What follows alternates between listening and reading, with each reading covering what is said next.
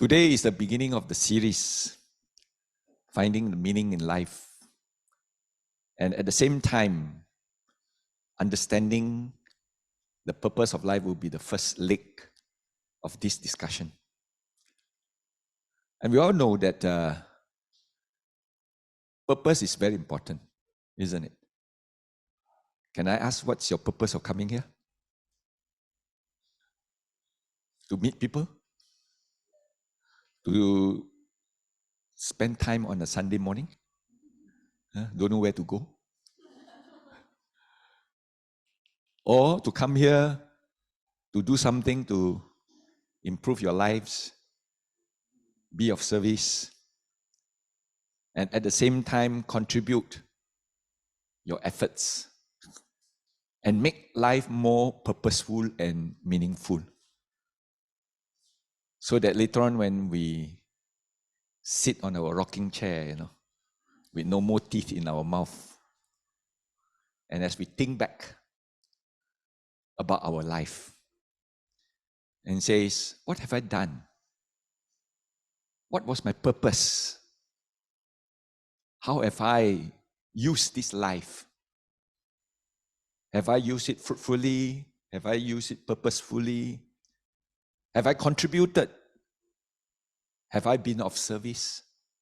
Or have I benefited by being alive for this whole duration of time?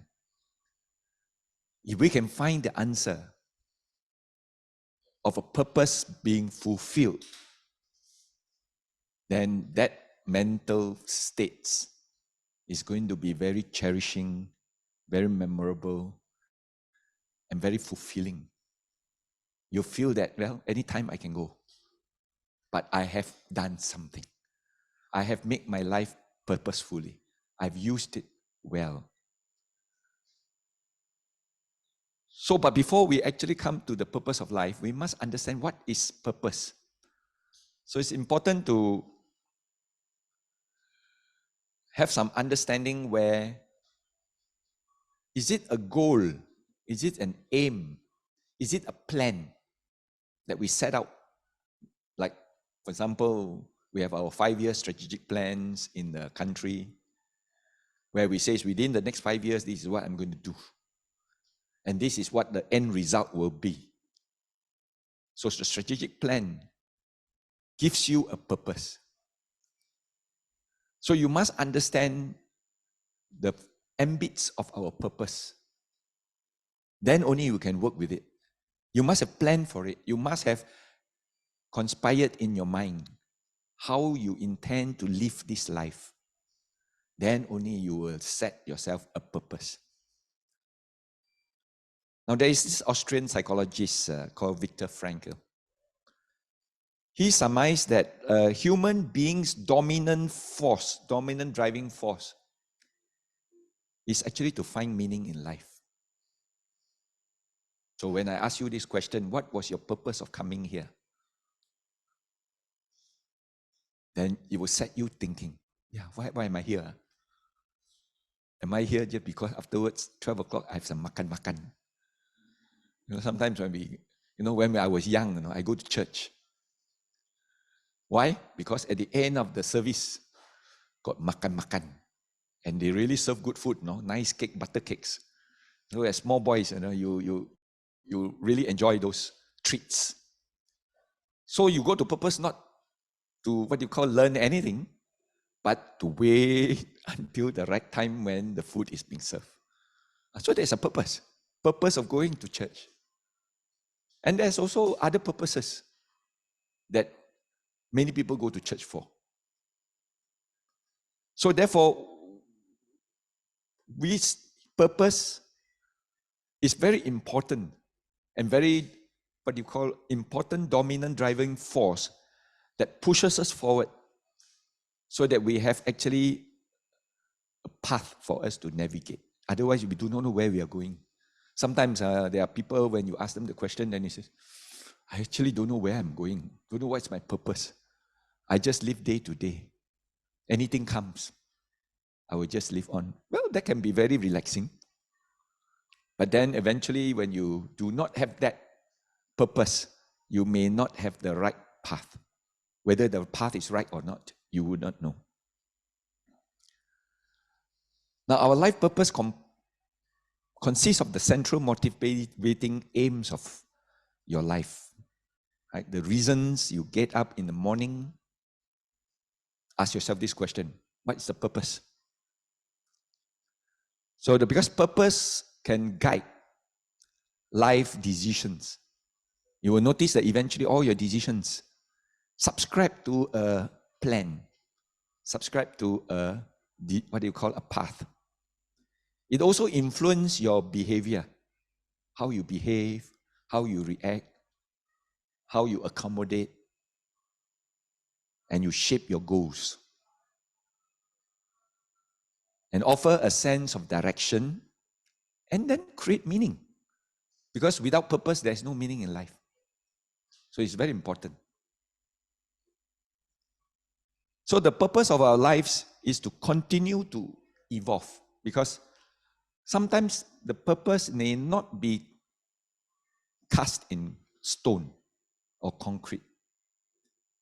As you live on, as you face more challenges, as you experience more what you call episodes of life, there are certain things that you need to adapt. So it's an evolving process.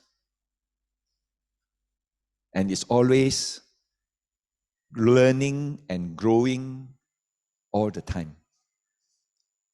Now, each day, our purpose is to strive to be a little bit better than the day before, and then to continue the evolutionary process throughout our lifetime. So it is one lifetime.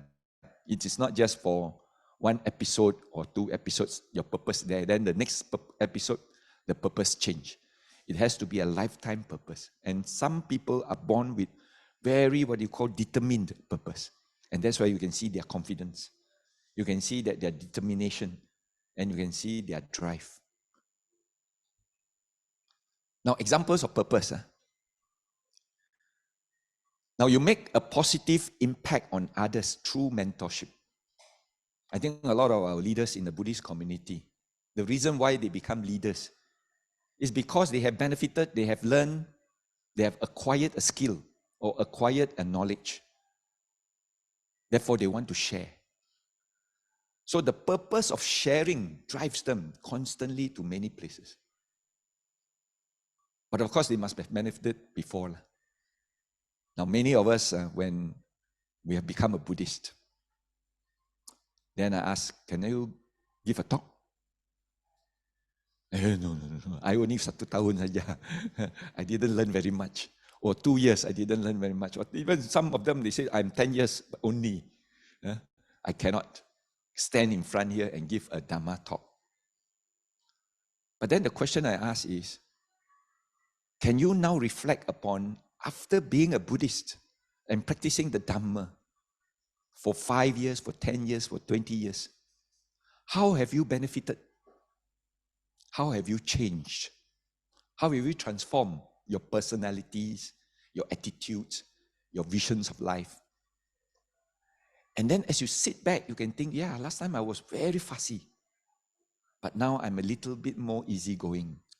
Last time I get angry very fast, but now I am a little bit more melodious in my, what do you call, mannerisms. And I don't just burst like that.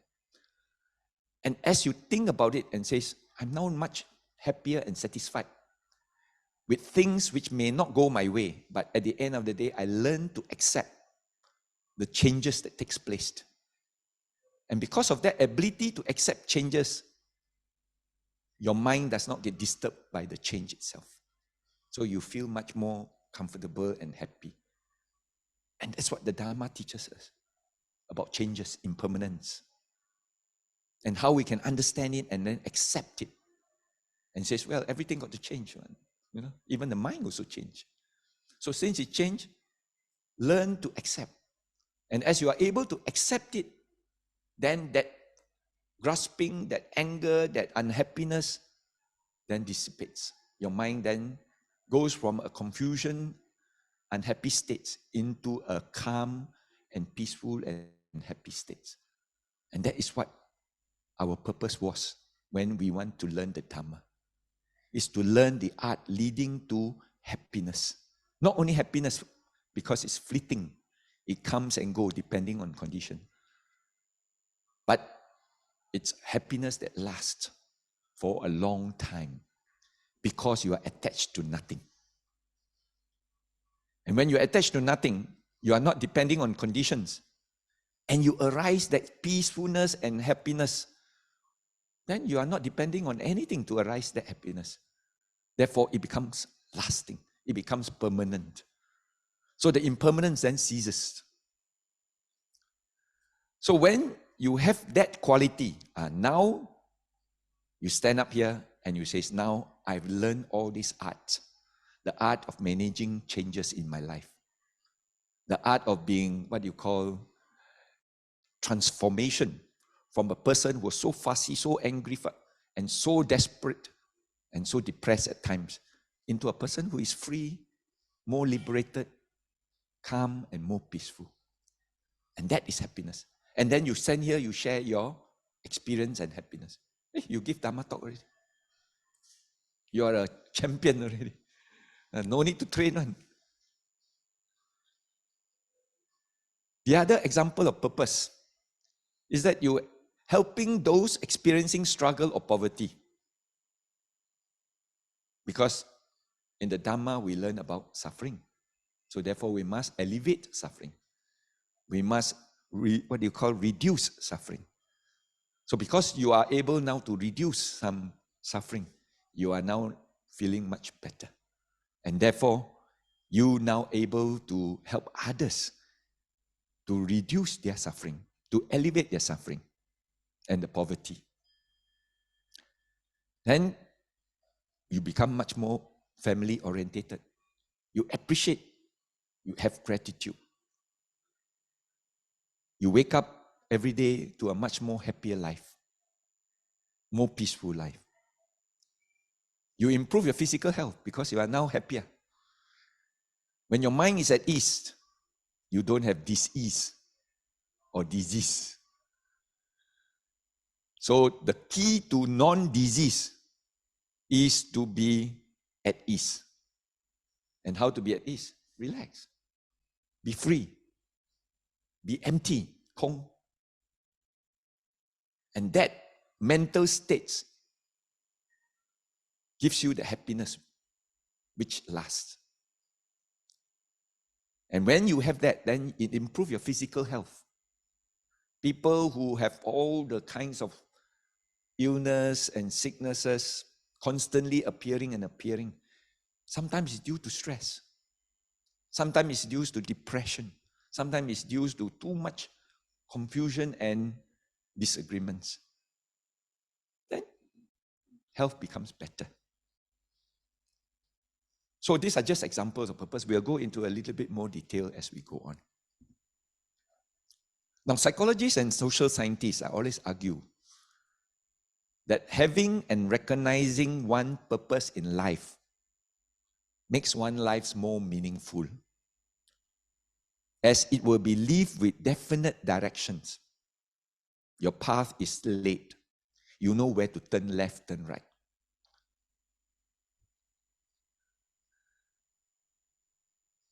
And you have focus. That means you see the directions. You see sometimes even the end of the road for such practice. It will also enable a person to go through immense hardship. Because sometimes when your purpose is right, whatever hardships that you faced is always deflected. Due to the belief that they will someday achieve their goals. Because once you have a journey, there will be a destination. And that destination comes sooner or later. So if you have that belief and that strong faith, then you say, well, I will struggle a little bit, never mind. I will face a lot of hardship, never mind. Because I know I will reach my destination. It is just some stones along my path. So understanding the purpose, I divide it into two. Sometimes purpose in life can have many facets.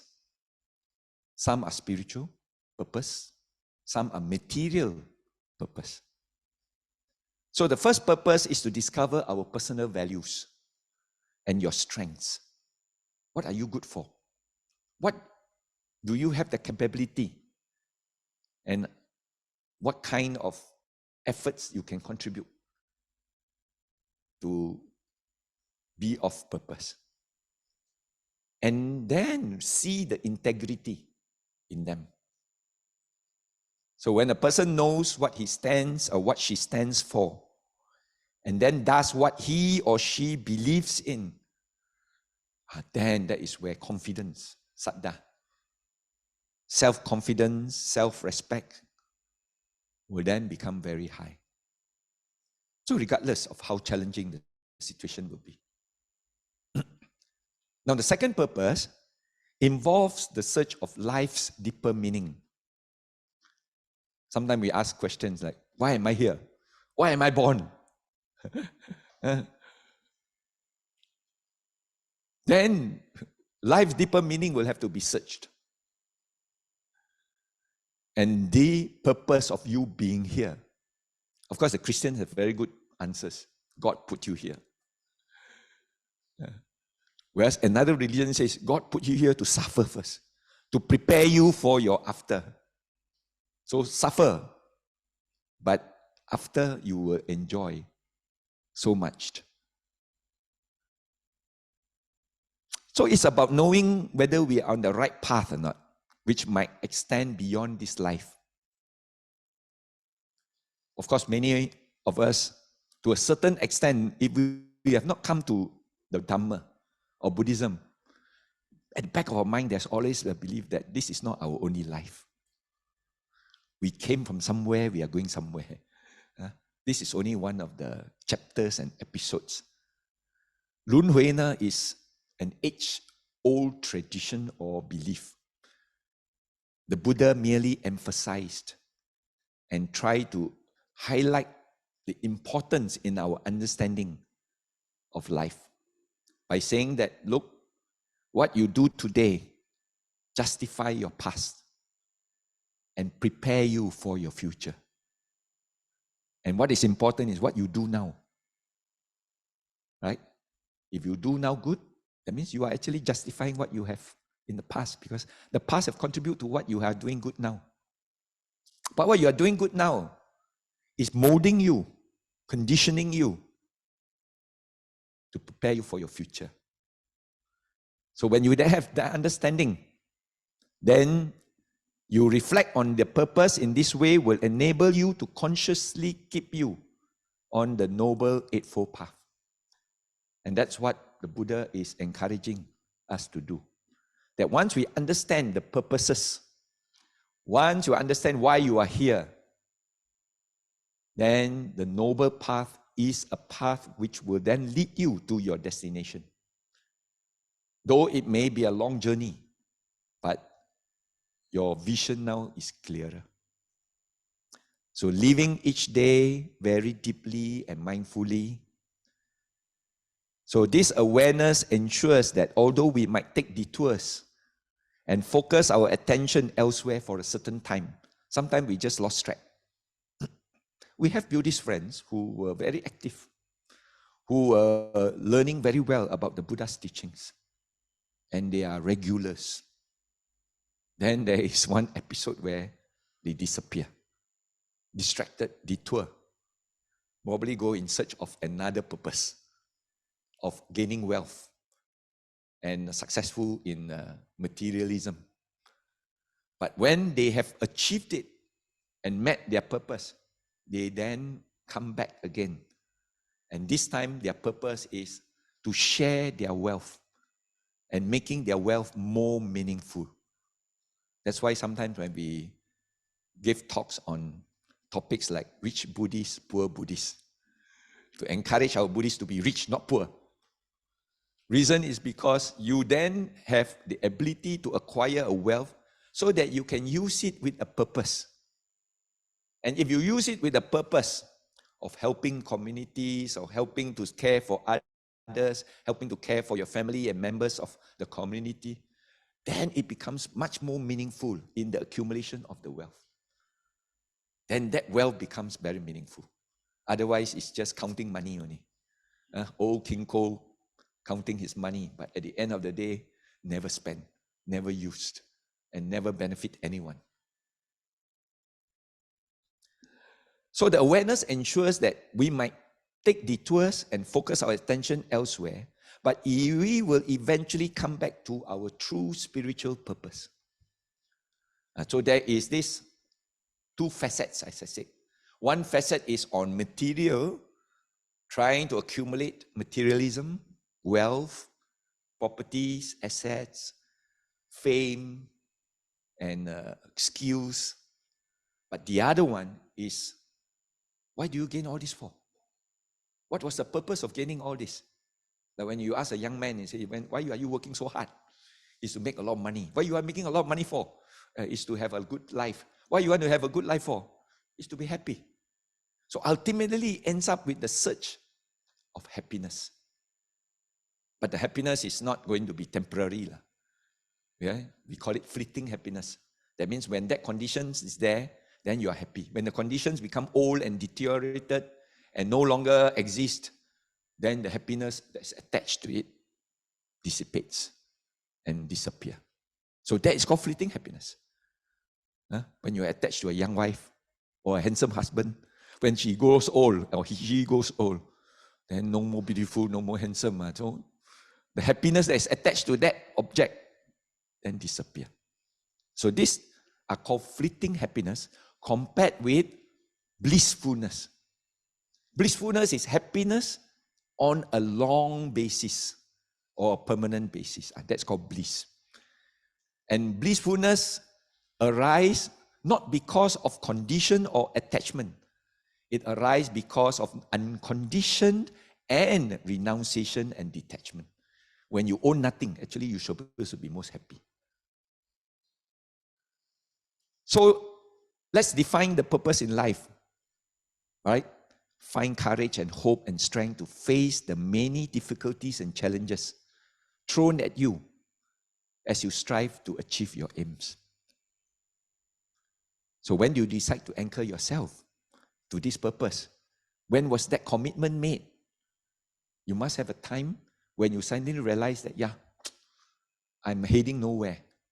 I have to determine my purpose now. Then you reflect, you sit down, you have your solitude, and out of your solitude, the answer starts to roll out.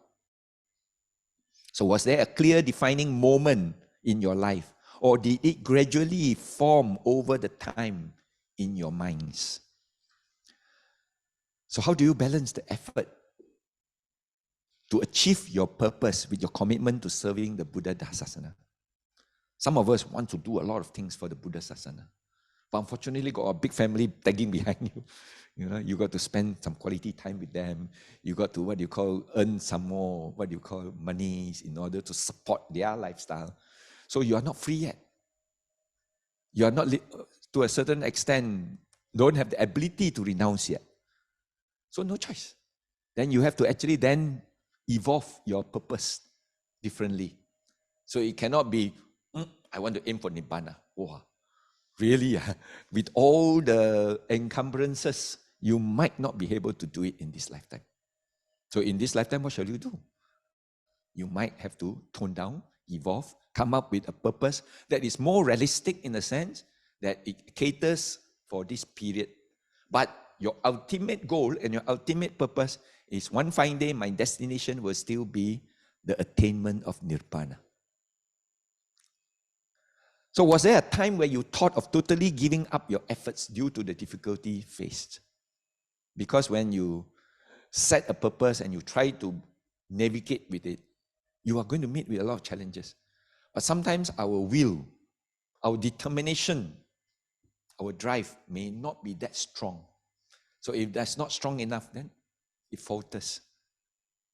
Then eventually you say, cannot lah. Postpone to next life lah. And this life, enjoy first. And then you have these interruptions or disruptions. How do you live your lives around this purpose? If you also had commitments of family and work, right? So what benefits have you obtained from this path?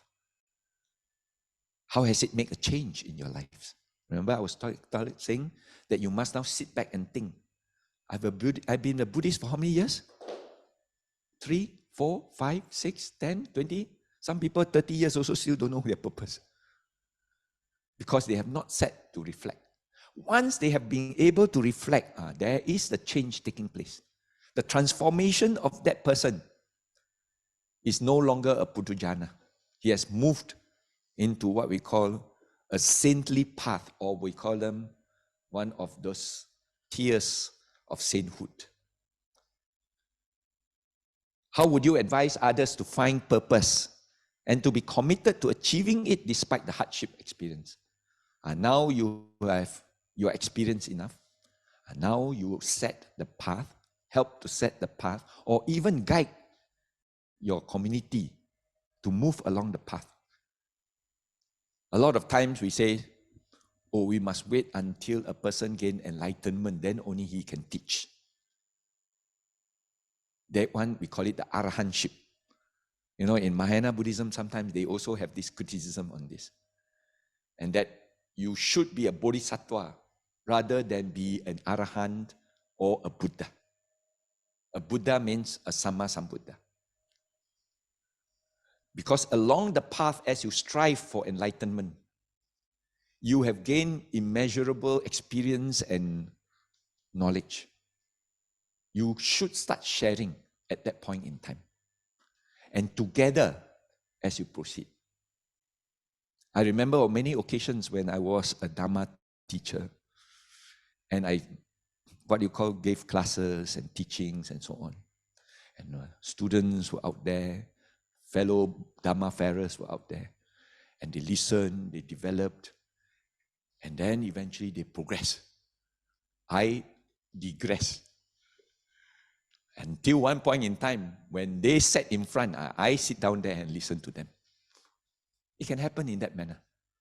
So we might have to, work in brotherhood and sisterhood in order to come up that whoever goes first, teach the other person behind. And then we go along the path, the wave together. Can you see? Is it clear? What is the true purpose in life? A few things. Helping others, very important. Because helping others is the bodhisattva ideal. As you strive, you already start to help. During the Buddha's past lives, before he became Gautama Buddha, he was actually practicing as a bodhisattva in these various perfections. And while he's practicing the perfections, he already start to help others. And so that's the bodhisattva ideal, we call it. Then doing something good. When you are able to do something good for yourself and good for others, that is the right action. Raise a family, right? We have to prepare the base for enlightenment. Sometimes, if everybody doesn't produce, then the base becomes narrower and narrower. So one fine day, your pyramid will also go higher and higher. But when your base becomes bigger, the pyramid will then becomes lower. More people will then be able to achieve the Dhamma. But there are also antitheses on this and says that, well, you are producing more avenue for people to suffer. So that you shouldn't start any family at all. But it has its pros and cons. But at the end of the day, if you are already in that situation and having family, then help your family. Support your family. Raise the family well. Then at the same time, we say is that, well, you are practicing. Don't, stress yourself. It's like when you become accumulation of wealth. Those days, our grandparents are like that. They accumulate wealth. But ask them to go holiday, they say, no, cannot. That's a waste of money. Ask them to, what you call, buy some new clothes for them to wear. Oh, they want waste of money. But they will keep the money and keep the money and keep the money, like old King Cole, counting every day. So they accumulate, but they do not know how to enjoy themselves. So as we accumulate merits, for example, we must also learn to reap our merits and use our merits for a good purpose. In other words, when you are wealthy, use your wealth to take care of yourself and your needs. If you can't take care of your needs, don't take care of other people's needs. The Buddha has always said that when you do an action which don't benefit yourself, but benefit others, not right action. If you do any actions that benefit yourself and don't benefit others, not right action. If you do any action that don't benefit others and don't benefit yourself, that one no need to say lah. That one wrong action. So we only do actions that benefit yourself and benefit others. But of course, where first? Benefit yourself first. Rejoice in it first. Then only you can rejoice the lives of others. You must feel the truth, the Dhamma, the values of the Dhamma and the practice, and then rejoice in it. Then your mind will then be ready to enlighten others. So that is the meaning. Then help others to reduce their dukkha, suffering. Remember, we were saying that reduction of suffering is our main purpose and our main goal. Not only reducing suffering on ourselves, reducing suffering of others. Then the 慈悲, the compassion, will then be, provided, will then be raised up. So the purpose of life is to live a life of purpose. So live it. Don't make a purpose and just to hang on the wall. A lot of companies, they do that. Vision, vision, mission. After that, never pakai. Or we can put all the, goals and objectives. But are we subscribing to it and following it in our daily lives? We are not. They always say that the rukun tetangga is for show, and not rukun tetangga, rukun negara. Rukun negara, As a schoolboy or schoolgirl, we always recite it in our assembly. But at the end of the day, do we subscribe? Do we adhere? Do we commit ourselves to it or not? So, not for show. So we must live it. So in the Dhamma or Buddhism, the purpose of life is really to end suffering actually. Because the Buddha started by recognizing suffering. And that is the first noble truth, isn't it? The first noble truth is dukkha. The Buddha taught that humans suffer because we continually strive after things that do not give lasting happiness. We are actually going to attach a lot of things that eventually will change. And because we cannot let go, because we cannot, detach ourselves from the phenomena that keep on changing, and because we are not able to accept the change itself. For example, your old age, sickness, and death. This is impermanent. It is inevitable. One fine day, the moment we are born, we are already starting to grow old. The moment we are born, we already are susceptible to sickness. The moment we are born, our next destination is death. Cheng teng. Cannot run away. It's inevitable. Of course, because a lot of people never believe in that. The moment you talk about that, don't talk. It's bad luck. But one day, the time will come when you see it face to face. Sickness. When you look at the mirror, old age. When you lie on your bed, groaning, death is the next moment of our life. So until and unless we are not prepared to recognize it, then we will be in the states of dukkha, unsatisfactoriness of the mind. So during life, humans should also strive to gain enlightenment and release from the cycle of rebirth. At least attain a better rebirth lah, if cannot cease from rebirth by gaining merits and meritorious actions and having a purposeful life.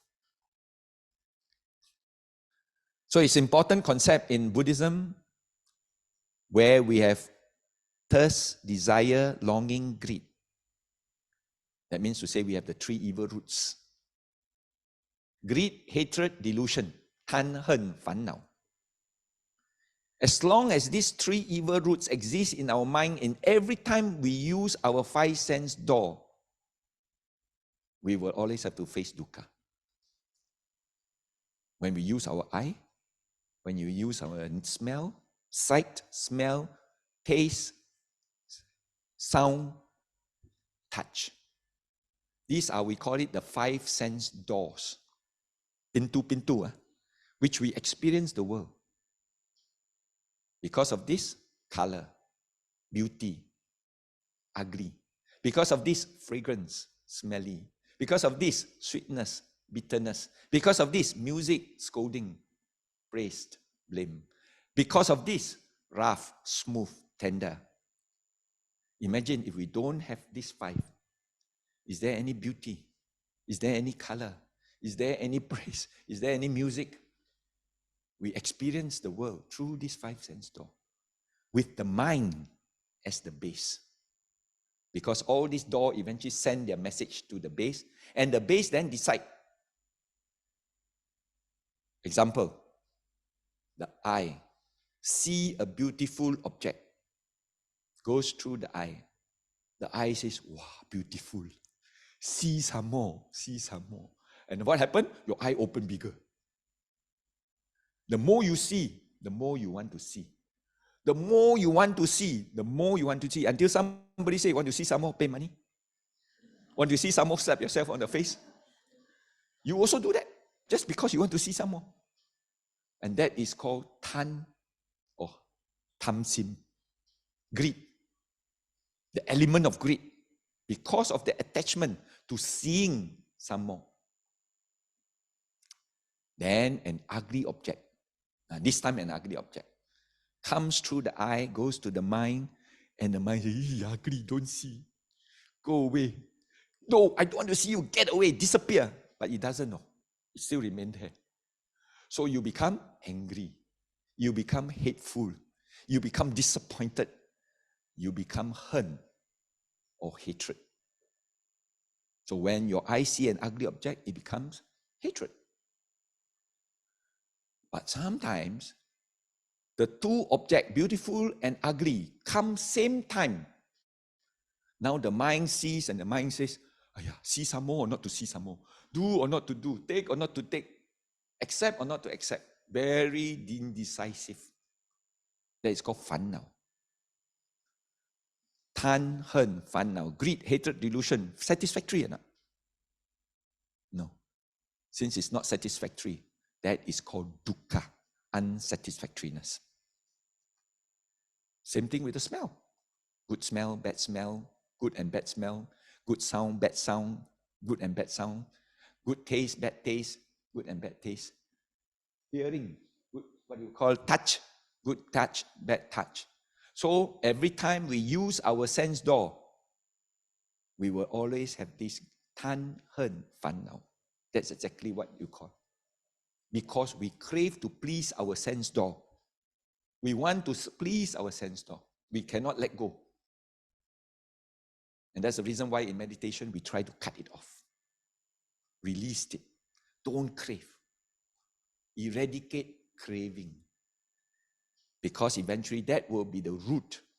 That if you can eradicate greed, hatred, and delusion from our minds, craving force disappears. When craving force disappears, that momentum to push you to be born again, to take rebirth, ceases. The power ceases. The energy ceases. It doesn't push it to attract itself to another being when the time comes for the separation of mind and body. Then that will be the cessation of birth. When there is no more birth, is there any old age, sickness, and death? 生老病死，没有生就没有老，没有生就没有病，没有生就没有死。So that means to say that will be the cessation of dukkha. First noble truth, dukkha. Second noble truth, cause of dukkha, your craving to please your sense doors. Third noble truth, what if you cease from the craving? Let it go. Cease from craving. That will lead to the cessation of dukkha. Fourth noble truth. Semua ini senang cakap tapi susah mau buat. Cease lah, try. Don't attach yourself to your good things to see lah, good taste to eat lah. What do you call when you eat your food? Ayo, no taste one. You are still craving to please your sense door. So if you can do that, then there will be a cessation of craving. But it's not easy. So the Buddha then in the fourth noble truth give us the answer of the noble eightfold path. The path leading to the cessation of craving that causes rebirth or birth. That means leading to the cessation of suffering or dukkha. So the cessation of suffering or nibbana, no more what you call becoming to suffer, is the cessation of craving along the way using the Noble Eightfold Path. So this is the meaning. So when we understand this, then we will then be able to, what you call, adjust ourselves, adjust our purpose in life, and chart our destiny. Because we all know the arising of the cause of suffering. We discovered, and this was discovered by the Buddha. And most of the time, the Buddha, when he preached, the message is very clear. The message is that you are unhappy. Why are you unhappy? You must be attached to something that you don't want to change. And because it changed, that's why you are unhappy. Because you cannot accept that change. So if subsequently this formula, when you are unhappy, when you are facing problems, when you are facing difficulties in life, you just say, why am I unhappy in a state of unsatisfactoriness? The answer will be, are you attached to something which you don't want to change? Oh, I'm attached to my car, which was just dented. And because it's dented, that's why it has changed from a nice looking car into a damaged car. So therefore, I'm very disturbed, I'm very unhappy. The third noble truth says, okay, can you cease from that attachment? Can you cease from that disturbance of attaching to an unchanging car and accept the changing car and says, well, it has happened. Well, it's anicca. So because of that, your mind now slowly pacified, calm down. You feel now more peaceful, less disturbed, less stressful. And then eventually, slowly, the craving force will disappear. Because of this craving force that is within us, is actually pushing us all the time. And subsequently, as we are about to cease from this episode of this life and move on, that force itself will then propel you, depending on how great that karmic energies is, to your next destiny or next birth. And of course, the next birth depends on what you did, what you changed, what you transform, what you contribute in this life. And that's the law of karma. From craving springs grief. From craving springs fear. For him who is wholly free from craving, there is no grief, whence fear. So therefore, understanding this, then you will say, now my purpose of life is to reduce suffering. But to reduce suffering, I have to reduce my craving. And I must be less fussy now. I must be more simple and humble in my needs. I must be able to accept any change that takes place in my life, any crisis that happens. And when your attitude starts to be planned in that manner, when things happen, you are not disturbed, you are not shaken. You remain very steady, very equanimous, Upeka. When your mind doesn't flutter, when someone criticizes you, when your mind doesn't shake, when someone scolds you or blame you, you are in the state of calmness. You are in the state of equanimity. And that is called upeka. All right? Until you are able to attain the final realization that all phenomena is anicca. And there is no permanent phenomena that we can grasp and say, stay, don't change. It will actually just continue. And because you are attached to a phenomena that you don't want to change and it change, it will give rise to unsatisfactoriness or dukkha. So in common Dhamma language, we call this anicca, anatta, dukkha. Impermanence, non-permanent entity always. And finally, if you're attached to a non-permanent entity, you are going to face disappointment, dukkha. So if you realize this, from then onwards, your attitude is different. Your attitude, when you look at things happening, well, all these things eventually has to happen. It is part and parcel of change in life.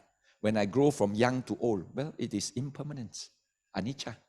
There's no permanentness that I can say, stop, don't grow old. It will never happen. Don't die, it will never happen. And because we are now able to see it as a contribution to dukkha, we accept it. And when we are able to accept change, the attitude is totally different from then onwards. We then transform ourselves. So the Buddhist approach is, when there is suffering in life, a Buddhist should not be gloomy over it, or become angry or impatient. So what is necessary is not anger or impatience, but the understanding of the question of suffering and how it comes about and how to get rid of it, right? So we then work to overcome it accordingly with patience, intelligence, determination, and energy. Now, what are the Four Noble Truths? I'm just running through some of these. Dukkha, suffering. Samudaya, cause of suffering. Nirodha, end of suffering. And Magga, the path leading to the end of suffering. So this is the Four Noble Truths. But the Four Noble Truths not only leads you to enlightenment, Four Noble Truths also leads you to resolve your daily problems. So it's a formula which you can use for everyday life. Whenever you are faced with something, like I said just now, you just have to look at it and say, yes, there is dukkha there. Second, what was the cause? You must be attached to craving. Third, can I release from the craving? Can I let go? Can I not, what you call, be disturbed by it? Maintain a calm mind about this. And if you are able to, then you overcome and cease from dukkha. Of course, you use the Buddha's teaching of the Magga, the path, the Noble Eightfold Path. And what are the Noble Eightfold Path? Is right view, right intention, right speech, right action, right livelihood, right effort, right concentration, and right mindfulness. And this doesn't mean that you must practice all the 8 in sequence. You just have to choose one and you press one. All the 8 will be followed. Remember, there's this wheel with all the 8 spokes, right? You just hold one of the spoke and turn. Does all the 8 turn? So if you practice right intention, then you will have right speech. Then you will have right action. Then you will have right livelihood. So depending on location, whichever you choose. So therefore, when we develop the purpose in life, we must have the 4 compartments called passion, mission, vocation, and profession.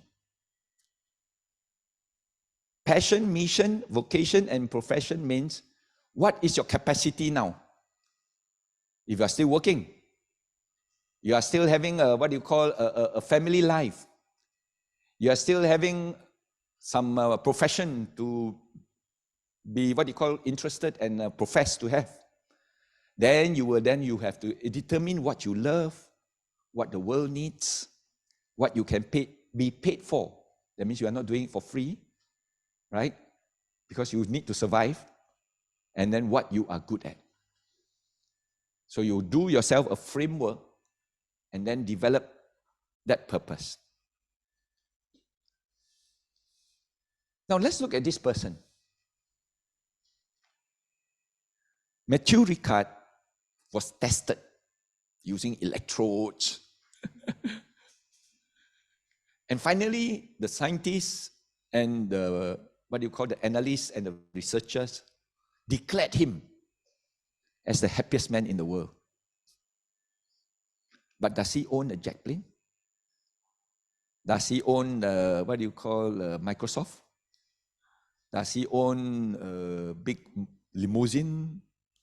Or a big castle or palace somewhere? One who owns nothing. And yet he's the happiest man. It's actually an anti-theory, isn't it? We have been brought up to say that the only way that you can be happy is to have wealth. The only way is to be happy is that you must have a lot of possessions and needs and desires. But this man has nothing. But if he wants to fly in a jet plane, he will get it immediately. If he wants to live in the palace and teach in the palace, he will have some palace offered to him. So therefore, happiness in a certain antithesis tells us that you don't really need to have all the desires. But when we seek for happiness as our goal, all we have to do is learn how to accept changes and evolve from there. Then we will slowly get that happiness as we go along. The Dharma doesn't teach us that you only get your rewards when you die. The Dharma always teaches us that the moment you practice, you will get the rewards immediately. The results or the upekkha will then happen immediately. As you do more, there will be more results and more upekkha. The results commensurate with the amount of effort and actions that you contribute. So it is a progressive until your final and ultimate. We are all involved in a rat race, isn't it? And that's the cause for all of our attention and our stress. And the reason why we are involved in the rat race is because we always want to compare. The moment we start to compare, then we are in a rat race. And once you're in a rat race, then you have to suffer the consequences of it, which is stress, anxieties, desperation, failures, success. So therefore, many of our goals, especially if we are involved in the pursuit of the teachings, is to pursue real happiness. And that's the purpose why we are here today. We are here to learn some formula. We are here to learn some practice that can lead us to a happiness which will last for a long time. And that was the purpose. Now let's revert to what the Buddha taught in the Mangala Sutta. I think Mangala Sutta was actually taught by the Buddha at an occasion when several of his followers approached him with a question. And he says, Lord, I've gone to a lot of deities and devas to pray for blessing, seek for blessings. Pray, tell me, what is the highest blessings? Is it from the gods? Or from the deities? Or from the devas? That when we worship them, they will bless us. The Buddha says no. Blessings is only derived when you do these following things.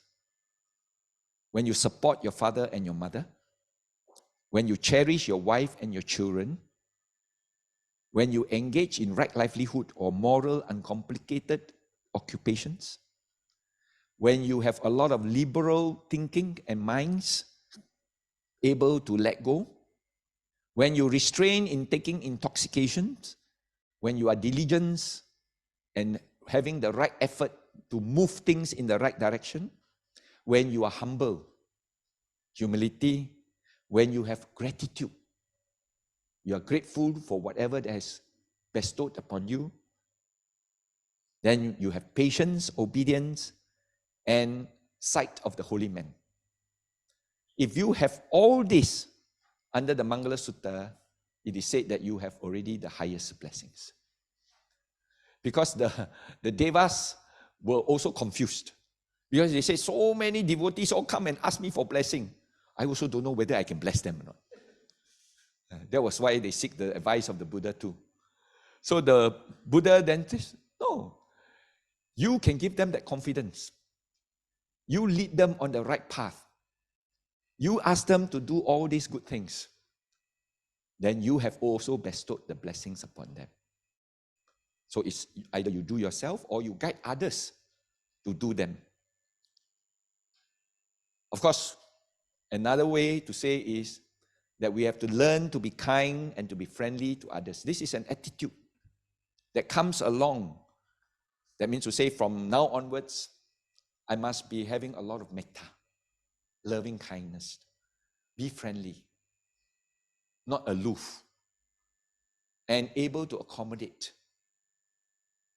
So when you have that vicissitudes, you are then able to what you call progress. So if you want others to be happy, practice compassion.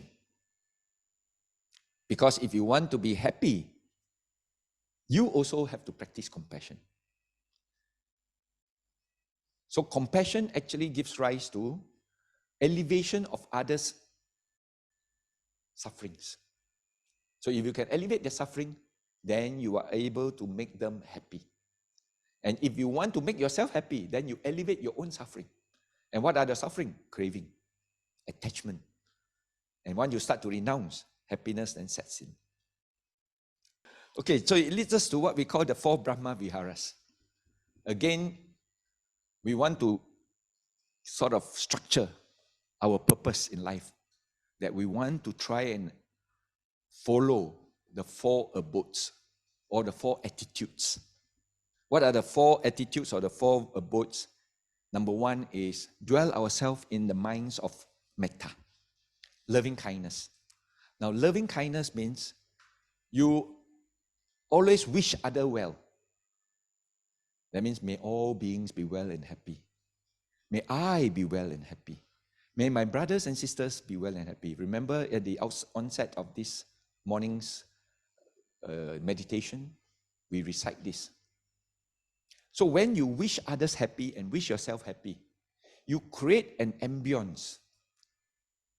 And that ambience itself is like an abode, like a house where everybody dwells in. And it's very contagious. It helps. Then, of course, there is this abode called compassion. Always ready to help. But we always say you must have compassion with wisdom. Help, but do not get agitated by it. A lot of times when we practice compassion, when we give some donations and we see that donation going somewhere else. I remember there was cases where there's a lady who complained and say, when I went to the coffee shop and I was having my meal, there was this man that came and asked for some sedekah. So then she gave the sedekah, and he took that money and he went to the counter and ordered himself a Guinness stout. And she get very angry. She said, I gave it for food and he go and drink a Guinness stout. So compassion now has to be with wisdom. Is that person going to have good use to it? If he is going to benefit from it, then you give with an open heart. But on the other hand, some people will say, well, why not you just stop there? After you have given, what he does with the money is another thing. What you rejoice is the gift of it. So you can actually plan yourself and develop that purpose and say, I will give, but I do not, what you call, dwell on the outcome. And once you do that, then your mind becomes more peaceful after this. So it's compassion with wisdom. Okay, now I just continue the four Brahma Viharas.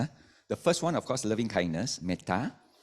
Second one is compassion, which is karuna. The third one is appreciative joy. Appreciative joy means you are happy for what other people are happy. I always like to relate this example of appreciative joy or mudita by two ladies collecting results in the school for their children during SPM. And one lady collected the results, and the son got full house, 10 distinction. The other lady collected 9 distinction. So what happened is the 9 distinction was so happy, tell the lady with the 10 distinctions result for the child, and says, my son got 9 distinction. Was very, very happy. And then eventually, the other, what you call, lady with the 10 distinction, thinking that if I were to release my son's results, then it will sort of deflate the balloon for the other lady. So decided to tell a lie and says that, well, my son got 9 distinction. So she rejoices herself because the son scored 10 distinction. She make the rejoicing also together with the other person who have a son who scores 9 distinctions. So both rejoices. Now imagine if you have a situation where the lady went to tell the one with the 9 distinction, you know, my son got 9 distinction. Then it will totally sort of deflate the whole thing. So you appreciate the joy of the others and share the joy of the others, and thus making the others' joy good. And at the same time, you also enjoy the same joys, right? So this is called mudita. Mudita means you rejoice in others' success. When we talk about mudita, it's called appreciative joy. Then the fourth abode is called upeka. Upeka means equanimity. Equanimity means you get stability of the mind. Your mind doesn't affect, right? Sometimes when your mind is quite calm and somebody says, hey, you look very ugly, you know. You see the flutter? Yeah. Now let's go into the 8 worldly conditions. We call it the 4 vicissitudes of life. Gain and loss, honor and dishonor, praise and blame, happiness and sorrow. Now in our whole period of life, we will definitely be facing this. Sometimes you gain, sometimes you lose. Sometimes you are honored, sometimes you are being blamed or dishonored. There will be praise, there will be blame. And sometimes you are in states of happiness, and sometimes you are in state of sorrow. Now, is your mind in the right direction in order to be able to balance this and able to accept these vicissitudes that occurs? Because 8 worldly conditions are always there. Even the Buddha was blamed. Even the Buddha was dishonored. But did he get angry? Did he get disturbed? Was he very unhappy? And was there a consequence after that? So at the end of the day, if we have set again our purpose in life, that we wanted to do something to better ourselves, to seek for the happiness, to seek what we call the pursuit of happiness by observing the Dhamma as well as also the Noble Eightfold Path, then these 8 worldly conditions will not be a deterrent or an obstacle to our practice.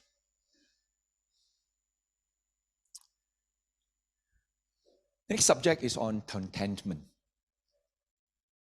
Now, like I said, once you have your goals set correctly, then whatever happens, you face it with satisfaction and contentment. You're contented with what little you have. If you have done so much work and you've been paid so little, well, you can make a complaint, but at the end of the day, if you have exhausted all avenues, are you content with what you receive?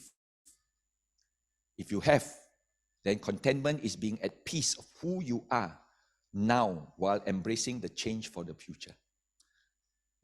Again, these are challenges, But in the development of the purpose, we need to face this with determination.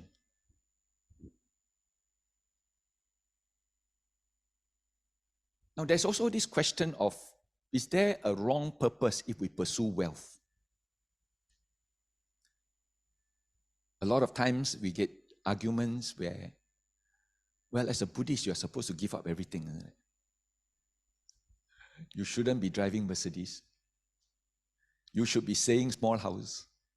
You should eat simple food. And you should, what you call, be poor.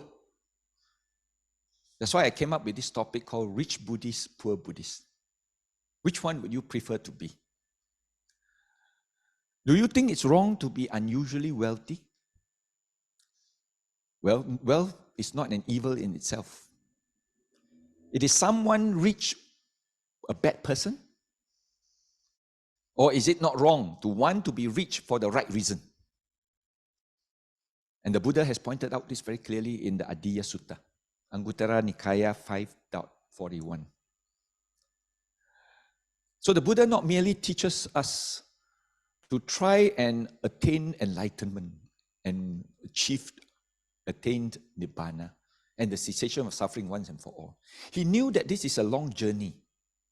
Now, along the journey itself, your purpose is that I would want to pursue wealth this life, but I want to pursue it with a good purpose, with a good intention.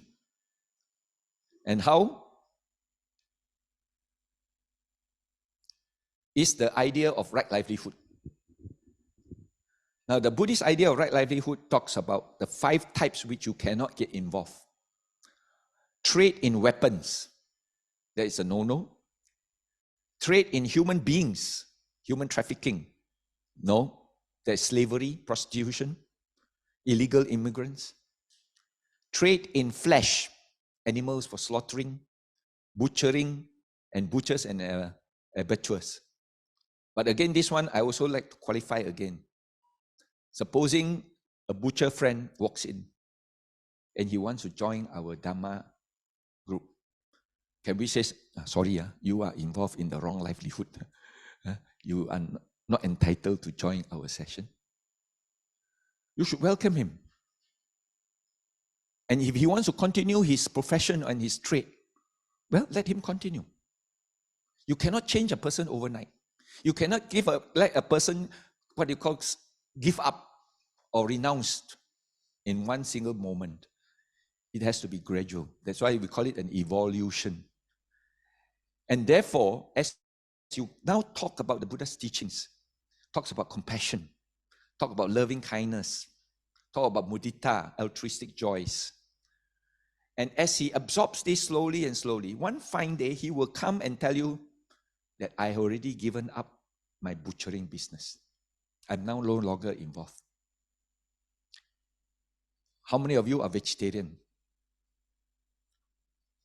Pana, tipata, veramani, sikapadan, samadhiyami. You are still consuming meat. So are we to say that you are not practicing, you are in breach? Again, the wisdom is, no.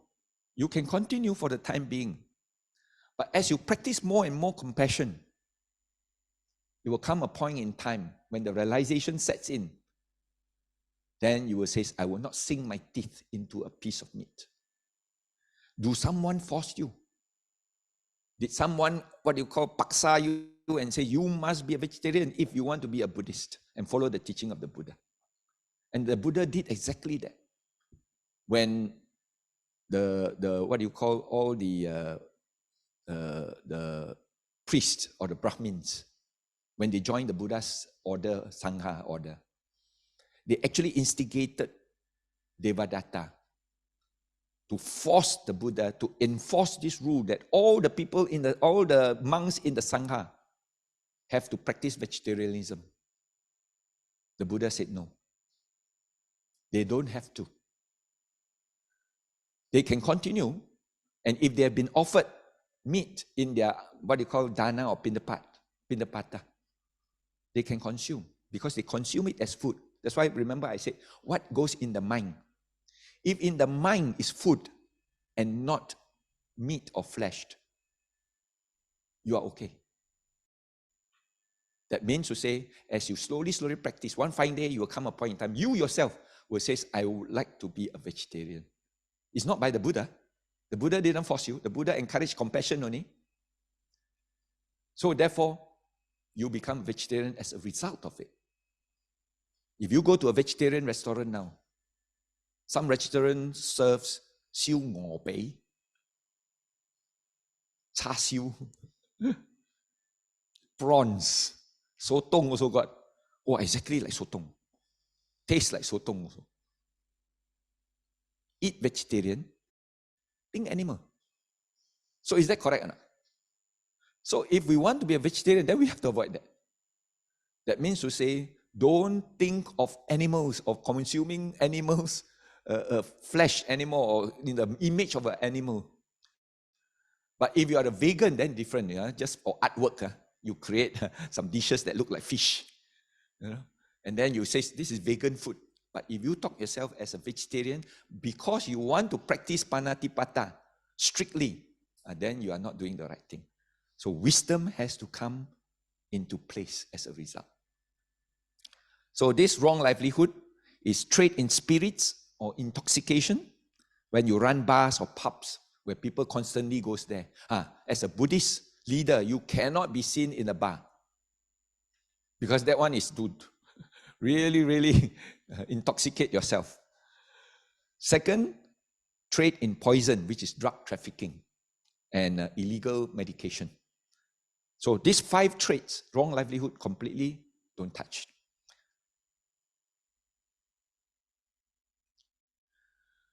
So when you have this wealth, then you must actually come to the point where you celebrate the 4 bliss. If you have that 4 bliss in your minds, then you are actually engaging in the right livelihood and the right purpose. Now, what are the 4 bliss? The bliss of having, the bliss of making wealth, the bliss of debtlessness, and the bliss of blamelessness. Which means to say, when you are wealthy, have that feeling of being wealthy. Feel good about it. Don't feel guilty about it. But of course, if you are in the wrong livelihood, you feel guilty. Because every time when they knock on the door, you panic. Right? Then the bliss of making use of your wealth. When you spend it on the right purposes. When you spend it to take care of yourself and your family and your relatives. A lot of rich men are very afraid of relatives. When the relative ring the bell, ting tong, they say, tell the maid, tell him that I'm not around. And the maid really go and tell him, my boss said he's not around. The bliss of debtlessness. That means to say, when you are rich, then you do not owe. You try to reduce your debt. But there are some rich men which a lot of debts. But of course, the wealth, the meaning of wealth means you are debtless. Or you are within means of controlling your debtlessness. And lastly, of course, is the debt of blamelessness. You don't get blamed for anything that happens, right? Then we have the spirit of gratitude. And gratitude is a very important, that I would like to put this in my purpose in life. That I must be grateful to whoever that has actually helped me and contribute to support me. First, of course, is your parents. Now, a lot of times, we take care of our aged parents. For once, I take care of my mother until she passed away at 86. Now, there are many ways of looking at this, taking care or caregiving to your aged parents. One is, it's my duty. My duty. Because filial piety is my duty. Number 2, my duty roster. Today, my turn. Or this time, 3 months, my house, 3 months, his house, 3 months, the house, that poor age, what they call parents, has to be circulated. But the correct one is my gratitude. I'm grateful to her for supporting me. So out of gratitude, your treatment to her is a different treatment altogether. You really make sure that she's comfortable. You really make sure that she's taken care of. You may really make sure that she's being loved until her last day. That she doesn't have a sense of regret, doesn't sense of unhappiness. Because you are full of gratitude. That's why I say the spirit of gratitude is an important, which actually changes the mindset. Because your purpose is, my purpose of taking care of her is because I'm out of gratitude, not because I'm out of duty, or not because I am my turn now to look after her, right? Or yeah, I'm paid to look after her. Some children, they say, I'm being paid to look after my parents. Why? Because the other children pay to me so that I take care of that.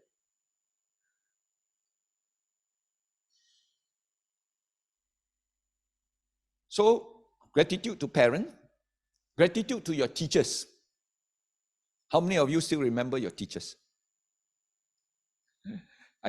We 2 months ago, we celebrated a reunion. 105 old students met. Out of 105, another 26 were teachers whom we invited. Some of them couldn't walk, some of them, but they were treated with great respect because of the gratitude that we are today because of them. And therefore, we would like to express our gratitude that every our reunion, we must invite everyone alive to come. Then your employers. Some people paste the employer's picture on the wall so that they can throw darts. Not because of respect. But employers sometimes have to go to the extent of trying to source out for funds in order to pay your salaries, especially during the COVID time, to keep you employed so that you won't be out of a source of income. That gratitude we must repay, and we must work for them and try to make them prosper again. And if their business didn't succeed, we must render whatever help we can. And that is a spirit of gratitude. Your masters, your sifu, your master, where you learn from. A lot of times we, have mentors whom we look up because they guide us in our life, not only in our work, but also in our daily. Then our leaders, of course, government leaders who have been very helpful, very supportive, very aligned with our aims and objectives. And of course, the difficult one is the adversaries, your enemies. Gratitude to your enemies for making you who you are. If not for them, you wouldn't have been so tough. If not for them to challenge you all the time, you wouldn't have been able to overcome and become strong, right? I remember there was this adversary of mine when I first parachuted into a company as the, a COO. This financial controller was actually aiming for it. But because I parachuted in, he lost the chance. So he was very antagonistic. He always challenged and says, no, you are I don't agree to your idea, or this won't work, that won't work. Finally, as a Buddhist, we always remember our slogan. Hatred is not overcome by hatred. By love alone is hatred cease. Of course, you don't say, I love you, I love you. But you don't treat him with hatred. You still be kind to him. You still wish him and you still help him whatever you can. So every day without fail, when I go into the office, I met him along the corridor, I'll say, good morning, Mr. So-and-so. He doesn't answer. Keep on trying again. Good morning, how are you? No, still don't want. Until one fine morning, okay. Wow, got respond. Subsequently, he wished good morning back. Subsequently, I said, why not we go for breakfast together, since we are early? Yes. Wow, that answer was very good. Subsequently, we says, why not we go for lunch together? And then we go lunch together from then onwards. Luckily, we never go home together. And that adversary is now one of my best friends. So we owe a gratitude that we are able to build up a good career. Sometimes because of the challenge posed by them, that we are able to maintain our composure. And the ability to maintain our composure is because we have set our path right, our vision right, our purpose right. So we don't falter. There is this confidence that I will be able to overcome you. And the Buddha's teaching has always been the objective, the main objective.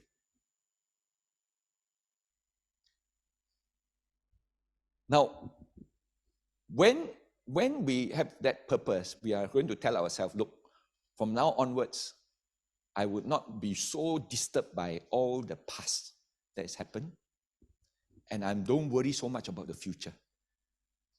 Because what I'm now going to concentrate is what I'm going to do now. And whatever I do now, like I said earlier, justify the past. That means if I can become the CEO today or the MD today, it's because I have done something good and contribute towards this position that I'm in. But what I want to be in the future and be more successful or not depends on what I do today. I will prepare the future. So, therefore, this is what we call the power of now. So, the Buddha has always made us practice in that sense where if you sit quietly to meditate, the first question you should ask yourself is, what am I doing now? I'm breathing in, I'm breathing out. And your mind is on nothing else except what I am doing now. The blissfulness and the calmness eventually will then set in, and your mind will become very peaceful. As a result, we call you that you are actually in states of jhanas. Peaceful, calmness. And this is one of the benefits. When your body is calm and peaceful, answers will come very easily. When you are at peace in your mind, the problem, the solutions to the problem will always arise very easily. So have this philosophy inside your purpose and says, from now onwards, I'm not going to worry so much about my past. I'm not going to worry about my future. I'm now going to focus what I am going to do today. This is the last one. Forgiveness. Forgiveness is a very important quality that we should incorporate into our purpose in life. And says, I'm not going to be very disturbed by whatever that is going to happen. Let me be able to forgive and forget. Because if you harbor, simpan dendam dalam hati, you are always in the state of stress. Because our mind is called a grasping mind. You grasp because he has insulted you before, right? And although he has what you call apologized to a certain extent, but you still harbor that anger. But if you are able to release that anger, that jealousness, that angry feelings will then disappear altogether.